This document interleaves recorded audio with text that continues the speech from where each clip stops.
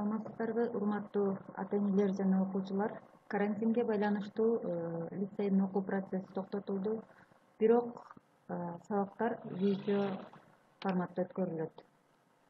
Бүгүнкү сабагыбыз 8-класстарга дүйнө тарыхы предмети боюнча өткөрүлөт.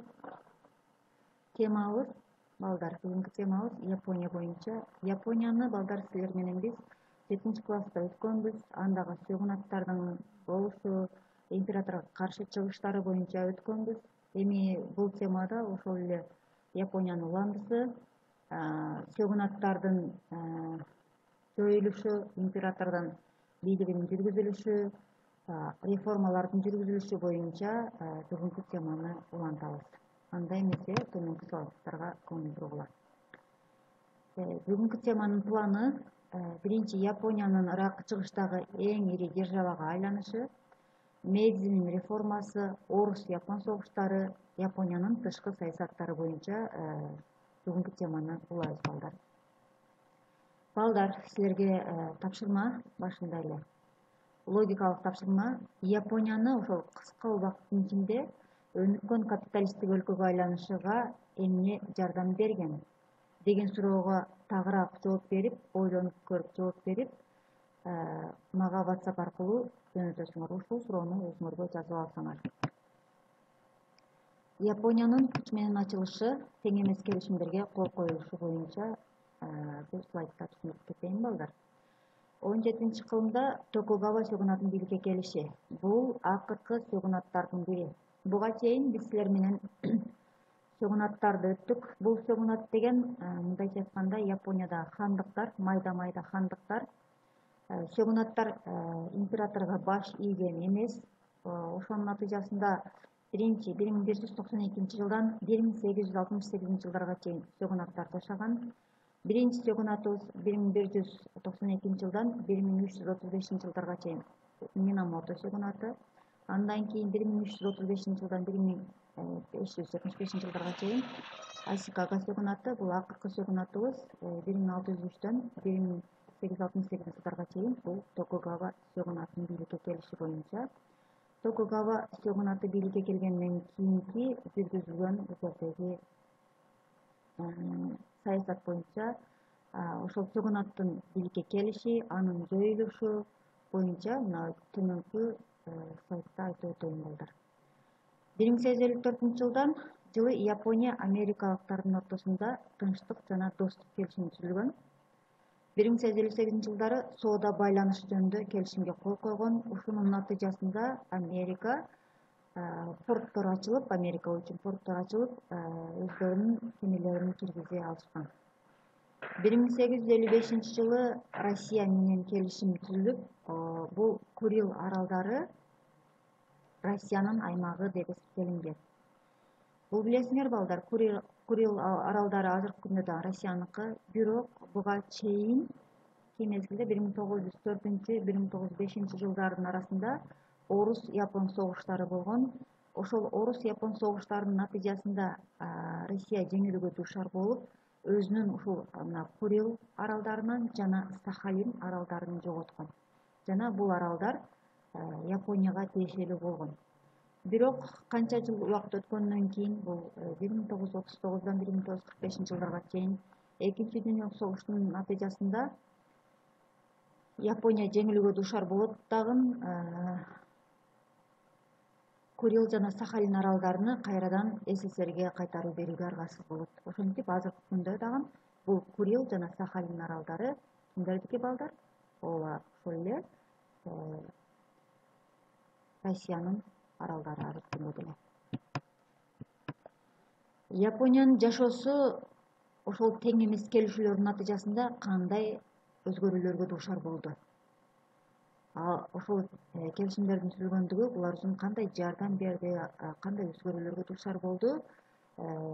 Силер карап, бул китепти ошол окуп чыгып, ушундай суроолорго өзүңөр жооп берип көргүлө балдар. Сөзсүз түрдө ушул суроолор дептериңерге жазыла дагы, жооп бергенге аракет кылгыла, муну текшерүүгө аракет кылган балдар. Реформалар. Балдар, реформа боюнча силерге бир аз маалымат берип кетейин. Реформа деген эмне? Бул билебиз силердин революция деген эмне экендигин. Революция бул бүт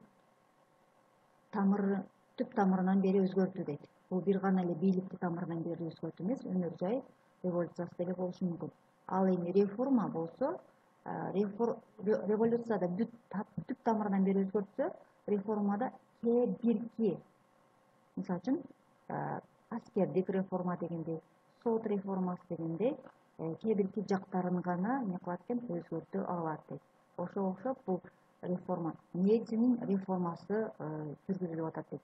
Бул Мейци деген билесиңер, император болгон, 16 жашта бийликке келген. Ал келгенден кийин ошол сөгүнаттар жоюлган дагы бүт бийликти өзүнүн колуна алды. Анан мамлекетти өзгөртүү максатында бул өзүнүн реформаларын жүргүзгөн. Реформанын аталышы, реформанын максаты, балдар, бул таблицаны дептериңерге сызып, ушул азыр мен төмөндө айтып өтөм, ошол реформанын аталыштары, максаты эмне экендигини ошол боюнча жазып, сөзсүз түрдө дептериңерге түшүрүп койгула балдар. Кандай реформалар жүргүздү? Бул биринчи эле агрардык реформаны жүргүздү. Бул агрардык деген эмне экендигин билебиз, ошо жер, суу, айыл чарба реформасын жүргүзүп атат. Жерге жеке менчик укугу берилген, ошол жерди кааласа сатып алууга, кааласа жөн колдонууга укук берилип атат буларга, дыйкандарга. Административдик реформасы экинчи реформа. Мында хандардын бийлиги жоюлган, өлкө аймактарга, региондорго бөлүнүп атат. Аскердик реформа, бул 1872 жылы аскердик реформаны дагы кабыл алган. Жалпы аскердик милдеттүүлүгү жөнүндө мыйзам чыккан. Натыйжада Японияда туруктуу армия негизделген. Андан тышкары Европалык билим берүү мыйзамы кабыл алынган. Бирок ошол эле учурда Япониянын аскерлери мурдагыдай эле самурай кодексин түзгөн. Бул билесиңер, Японияда өзгөчөлөнүп, башкалардан айырмаланып, булардын аскерлери самурайлар деп аталышкан. Бул самурайлардын өзүнүн закондору болгон.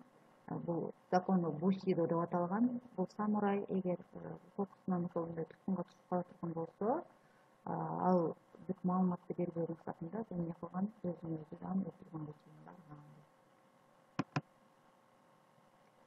Мамлекетти башкаруу боюнча реформасы бул 1889 жылы Муцухитонун атынан буржуазиялык конституция кабыл алынган. Бирок ушул конституция 1947 жылга чейин жашагандан 1947 жылы Японияда кайрадан конституция өзгөргөн. Мамлекетти башкаруу реформасы боюнча бул билесиңер, азыркы күндө дагы Японияда башында император турат, бирок эң негизги иштерин ким аткарат? Ошондой эле премьер-министр аткарат.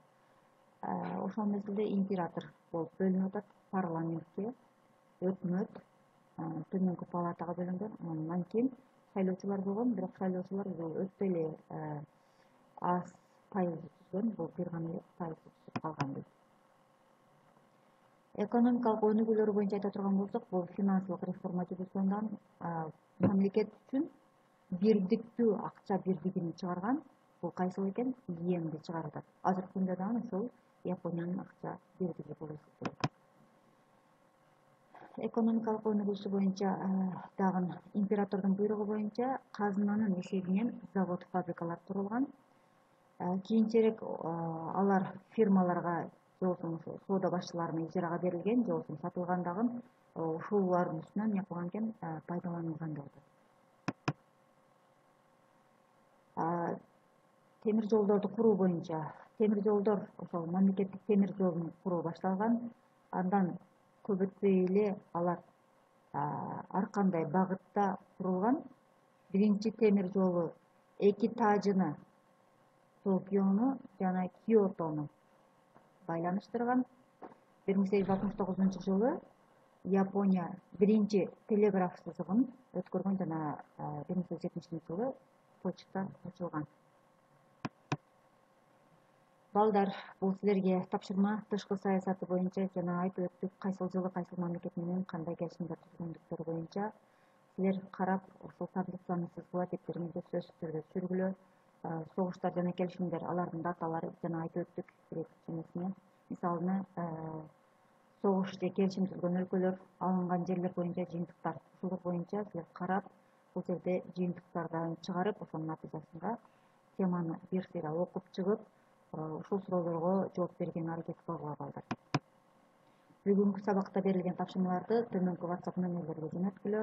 Ушул WhatsApp номери аркылуу тапшырмаларды мага жөнөткөнгө аракет кылган. Мен сөзсүз түрдө текшерип силерге баарын балдар. Бүгүнкү сабак үчүн көңүл бурганыңар үчүн чоң рахмат. Саламат